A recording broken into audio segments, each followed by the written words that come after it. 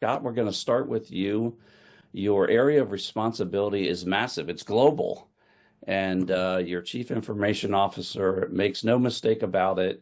Security is job one. You've got a lot of new technology that you're introducing over there. 24 by 7, 365. Makes my head spin, Scott. Give us a state of state top line on where you stand right now in regards to that environment. Good afternoon, Luke, and thanks again for the invitation. Love to speak about CBP, what we're doing with cybersecurity. So a couple of years ago, as you know, OMB put out the memorandum that talked about zero trust architecture. So we started that. We finished up meeting the milestones for FY24. We're well into it for FY25.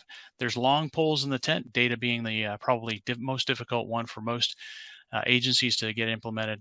So that pillar is going to be a challenge over the next couple of years, but we're still moving along that road. One of the other things that we're looking at is, it's a mouthful, post-quantum cryptography. See, I stumbled there saying it myself. So PQC is an easier way of saying Mm-hmm. it. So we've been talking about the line in the sand, and it keeps moving closer for us to get through to make sure that our cryptography is where it needs to be. And so we're working with our infrastructure deputy assistant commissioner and deputy CIO, Dr. Ed Mays, as well as our chief technology officer. We're going to do proofs of concept. We're going to get stuff implemented. We'll have a project kicking off to make sure that we are PQC protected and compliant. So that's another area that we're looking at. We're also moving towards a better posture for systems and cybersecurity risk posture. So cyber supply chain, that's another area that we're focusing on as well. And then we're moving into a program for insider threat. Not that we have a bunch of people doing nefarious things, but we want to make sure that while we're busy, we're not clicking on the wrong links, sending a exploited package, that we're making sure that we're protected as much as possible. So those are a few of the different programs that we're working on. And then, of course, one of the most prevalent things we have to continue to do is education. So our workforce is our most important resource.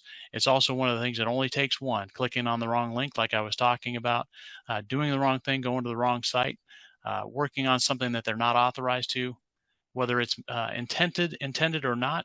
We want to make sure that people are protected from themselves as well. So insider threat program is probably in our next year to 2 years. We're working with DHS headquarters on a program for user activity monitoring and things of that nature. But we've got other segments that we're putting in place as well. So those are some of the high level topics that we're working on.